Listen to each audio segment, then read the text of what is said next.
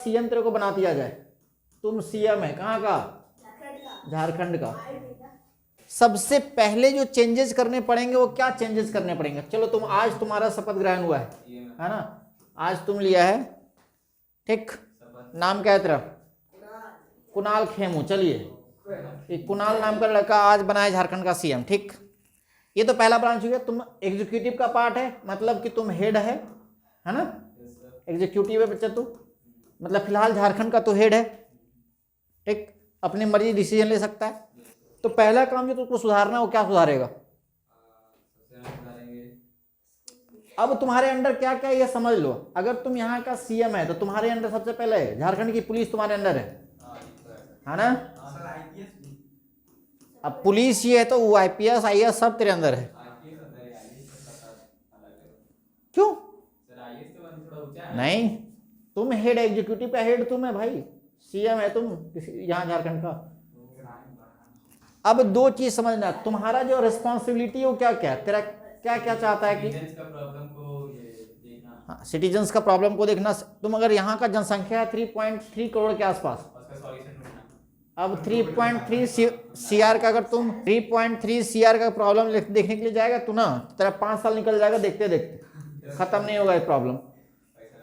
अब बता, तुम्हारे पास एक लार्ज स्केल पर एक सिस्टम है, वो सिस्टम का हेड है तुम, यही ना बात हुआ। तो अगर तुम सिस्टम का हेड है तो पहला जो काम करना है, तुम्हारा काम करना है लॉ एंड ऑर्डर पर। लॉ एंड ऑर्डर समझता है तो लोग क्या होता है लॉ एंड ऑर्डर? लॉ को जो स्टैब्लिश करने के लिए जिस सिस्टम का काम करे, जैसे मान लो यहाँ का पुलिस है, तो पहला काम जो तुम्हारा है वो पुलिस को ठीक करना तुम्हारा पहला काम है। पहला जो काम है तुम करेगा। इकोनॉमिकल चीजें अलग होती है, जब तक अगर आप अगर किसी को सिक्योरिटी नहीं दे पा रहे हैं, ठीक है, सिक्योरिटी अगर आप नहीं दे पा रहे हैं वहां की जनसंख्या का, तो वो प्रमोशन, जैसे तुम लोग को लगता है ना कि पढ़ना जरूरी है, तो जब तक डिसिप्लिन बच्चा नहीं रहेगा वो पढ़ ही नहीं पाएगा, है ना। जैसे वो पढ़ने बैठा 10 मिनट इधर देखा, 10 मिनट उधर देखा, 10 मिनट मोबाइल देखा, तो वो पढ़ नहीं पाएगा। तो सबसे पहला अगर तुम सीएम बनाए तो तुम्हारे अंडर पुलिस आएगी, तो सबसे पहला काम है कि तुम लॉ एंड ऑर्डर को ठीक करना है तुमको किसी भी हाल में। अभी तुम योगी को देख रहा होगा यूपी में, वो कुछ नहीं किया वो आदमी, वो सिर्फ एक काम किया, पुलिस को ऑर्डर दिया है कि भाई जो देख जाए दंगा उंगा करते गोली मार दो डायरेक्ट। वो सोच भी नहीं रहा वो आदमी कि मर जाएगा जिंदा है, बाहर में क्या मर जाएगा। यूपी का जनसंख्या लगभग 23.6 करोड़ के आसपास है, ठीक है। अब 23 करोड़ के मतलब कि पूरा पूरा पाकिस्तान है, वो पाकिस्तान की जनसंख्या इसी के आसपास है, इतना ही है। अच्छा एक बात समझते लोग, अगर ये आदमी, जैसे तुम लोग योगी का बात कर रहे ना, योगी जी, अब ये आदमी सीधा सीधा एक आया, एक बयान दिया कि हमको किसी भी हाल में गुंडा नहीं चाहिए, सीधा सीधा बयान था इसका, एकदम नेशनल टीवी पर आकर बोला कि हमको किसी भी हाल में गुंडई नहीं चाहिए। कोई तोड़फोड़ करता दिख जाए, कोई गुंडागर्दी कर जाए, कोई किसी का मर्डर हो जाए, सीधा उठा गोली मार दो, पूछना बाद में। पुलिस को एकदम हक है, उठाइए, अगर इतना बहुत सारा इसके नीचे अगर क्रिमिनल केसेस हैं उसको सीधा उठा गोली मार दो, बाकी बाद में देखा जाएगा सुप्रीम कोर्ट क्या बोलेगी, बाकी क्या, अरे ह्यूमन राइट्स वाले कि वो सब क्या बोलेंगे वो सब बाद में बात है, पहले उठाओ पहले गोली मारो। जैसे तो लोग सुना होगा अतीक अहमद के साथ जो हुआ था, जो गाड़ी वाली पलट दिया था मार के, ठीक है, ये सब तो लोग केस सुना होगा। तो वो ना काम करने के बाद उसको एक कानूनी रूप दिया जाता है ना, कि हाँ गाड़ी पलट गया, चाहे को आ गया मार दिया, जाके सरेंडर कर दिया, सबसे कानूनी चीजें हैं वो बाद में, क्योंकि सिस्टम में जो होता है ना वो उसके पास पावर होता है सिर्फ करने का। अब यहाँ का भी सीएम बना है कोई आदमी, अब इसका, अब ऐसे मत समझना कि पुलिस को पूरी तरह से छूट है कि जो मर्जी वो कर सकता है, ऐसा भी छूट नहीं है। किसी पर क्रिमिनल केसेस बहुत सारे चल रहे हैं, उसका आतंक बढ़ता जा रहा है, इस केस में ऐसा वो बोलता है करने के लिए, वो आदमी ऐसे बोल सकता है। और सीएम है तो सीधा सीधा बोलता है भाई बंदूक उठाइए गोली मारिए। अगर वहां का सिस्टम जो लीगल सिस्टम है वो अगर सही हो गया तो तुम्हारे पास क्या सुरक्षा मिलेगा बच्चा, आपके पास फिर इंफ्रास्ट्रक्चर पे काम हो। जैसे कि मान लेते कोई रोड बन रहा है, देखो कितना लॉ एंड ऑर्डर का कितना खतरनाक वैल्यू हो जाता है, तो लोगों को समझ में आएगा। हम लोग का एक जगह है जिसको बोलते हैं जो ये चतरा वाला जो साइड है ना, चतरा हजारीबाग वाला साइड उधर का, तो वहाँ रोड बनता था ना बाबू, तो रोड बनता था तो यहाँ का कुछ जो लोकल पॉपुलेशन थी वो रोक देता था। लगभग 8 ठेकेदार वहाँ मारा गया, 8 जो ठेका लेता था, क्योंकि उन लोग को चाहिए 50%, फिर उसके आएगा लोकल जो वहाँ का गुंडा है उसको फिर कुछ चाहिए, नक्सली को चाहिए 20%, बचेगा क्या 30%। 30% में ये कौन सा ठेकेदार है जो वहाँ बनवा देगा, नहीं बनवा पाएगा ना। तो अगर ये मेरा लॉ एंड ऑर्डर सही था होता सीएम यहाँ से सीधा ऑर्डर देता है कि भाई ये रोड क्यों नहीं बन पा रहा है, और आठ किसी जगह ठेकेदार मर जाना, कॉन्ट्रैक्टर मर जा रहा है, इसका मतलब है कि वहाँ का लॉ एंड सिस्टम बहुत खराब है, क्योंकि पुलिस भी उससे मिली हुई रहती है।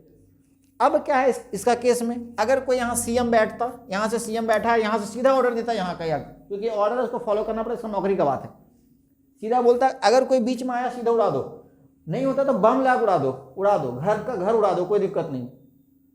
और एक बार जब नुकसान होना स्टार्ट होता है ना, तो वहाँ का पुलिस एक्टिव होती है, वहाँ का पॉपुलेशन कंट्रोल होता है, क्योंकि डर रहेगा ना, तुम ही जाएगा कोई हुड़दंग करने और तुमको डर रहेगा तो वो गोली मार देगा पुलिस, तो तुम क्यों जाएगा, समझ आ रहा है बात।